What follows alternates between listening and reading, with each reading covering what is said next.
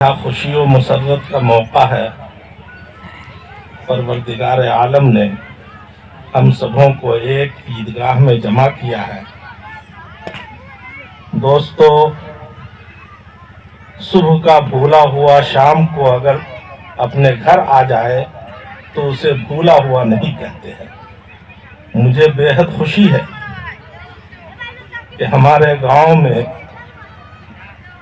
کچھ باتیں آ گئی تھیں جس کی وجہ سے تھوڑی سی ذہنی تناؤ آ گیا تھا، مگر خدا کا فضل و کرم ہے کہ گاؤں کے تمام باشعور افراد نے مل کر اتفاق کر کے آج عیدگاہ میں سب حاضر ہوئے ہیں۔ میں سب کو مبارکباد پیش کرتا ہوں، جو پہلے سے ارادے میں تھے ان کو بھی مبارکباد ہے، اور جو بعد میں ارادہ کیے ہیں ان کو بھی مبارکباد ہے، اس لیے کہ صبح کا بھولا ہوا شام کو اپنے گھر آتا ہے، اسے بھولا اور بھٹکا نہیں کہا جاتا۔ بزرگوں، دین اور اسلام کبھی ٹکڑوں کو پسند نہیں کرتا، ٹکڑیوں کو پسند نہیں کرتا، اختلاف کو پسند نہیں کرتا۔ اسلام تو وحدت کا متقاضی ہے، اتحاد کا متقاضی ہے۔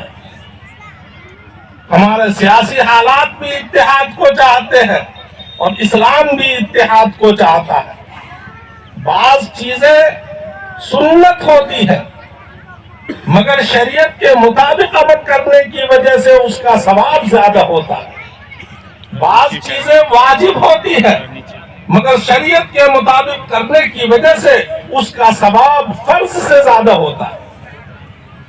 مثال کے طور پہ جمعہ کی نماز فرض ہے، عیدین کی نماز واجب ہے، جمعہ کی نماز جامع مسجد میں پڑھنے کا حکم ہے، عیدین کی نماز عیدگاہ میں پڑھنے کا حکم ہے واجب، درجے میں کم ہے مگر شریعت کے مطابق واجب کی ادائیگی عیدگاہ میں کی جائے گی تبھی ثواب زیادہ ہوگا۔ جمعہ کی نماز مساجد میں ادا کی جائے گی تو ثواب زیادہ ہوگا۔ بزرگوں اور دوستوں، اسلام کے احکام میں نے پہلے بھی بتلائے ہیں، آج بھی خاص طور پہ یہ بات عرض کرنا چاہ رہا ہوں کہ اسلام عبادات میں اتحاد کا متقاضی ہے۔ عبادات میں ہماری نمازیں متحد، ہماری عبادتیں متحد، ہمارا روزہ متحد، ہمارا حج متحد، ہمارا رمضان متحد، سب ایک ہے۔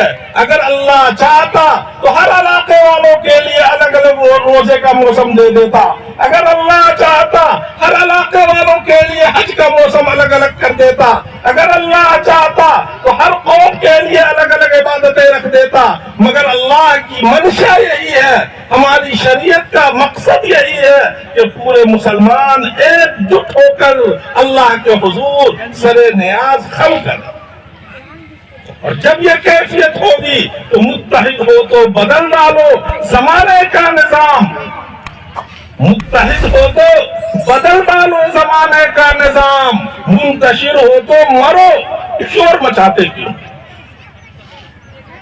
ان الذین فرقوا دینہم شیعا، جن لوگوں نے اپنی عبادتوں کو، اپنے دین کو متفرق کر دیا، جن لوگوں نے اپنی نمازوں کو علیحدہ کر دیا، جن لوگوں نے اپنی عبادتوں کو ٹکڑا ٹکڑا کر دیا، اللہ کہتا ہے لست منہم فی شیء، اے نبی آپ کا ان سے کوئی تعلق نہیں۔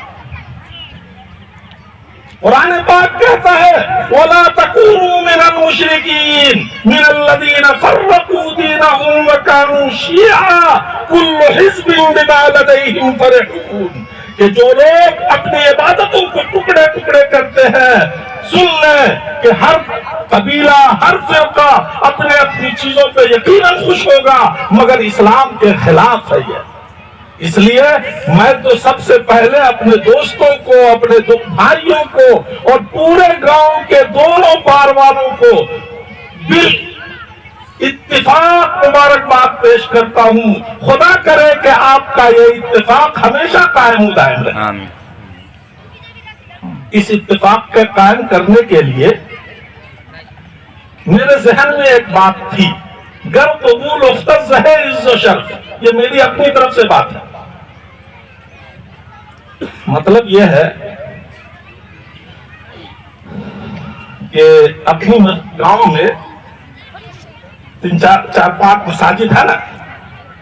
ہر مسجد کی کوئی نہ کوئی کمیٹی ہے. جامع مسجد کی کمیٹی ہے, نوری مسجد کی کمیٹی ہے, جس انداز کی بھی کمیٹی ہے, لیکن ہے کمیٹی.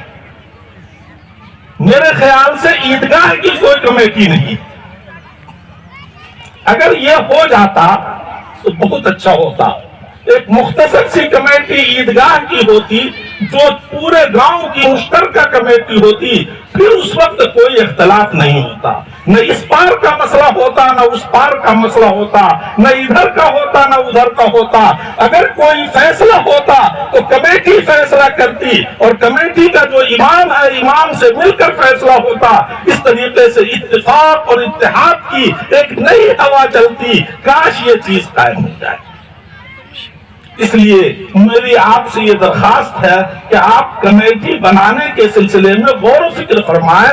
جس طریقے سے بھی کمیٹی بنائیں, ہر مسجد کو شامل کر لیں, ہر مسجد کے امام کو شامل کر لیں, یا جس طریقے سے بھی ہو, لیکن مختصر سی کمیٹی ہو اور پورے گاؤں کی مشترکہ کمیٹی. اب اگر اس پار میں 3 مسجد ہے اور اس پار میں 1 مسجد ہے, مگر آبادی اس پار میں زیادہ ہے, مخلصین اس پار کے زیادہ ہیں, محبین اس پار کے زیادہ ہیں, وہاں کے مسلمانوں کی دینی حمیت اور ان کی غیرت, ان کی غیوریت ہم نے اپنی آنکھوں سے دیکھا ہے. اس لیے اس کمیٹی میں اس پار والوں کا زیادہ سے زیادہ حصہ دیجئے اور کمیٹی بنائیے, تاکہ ہمارا اتحاد اور اتفاق زیادہ دیر تک قائم رہ سکے. اللہ پاک ہمیں سننے سنانے سے زیادہ عمل کی توفیق نصیب فرمائے.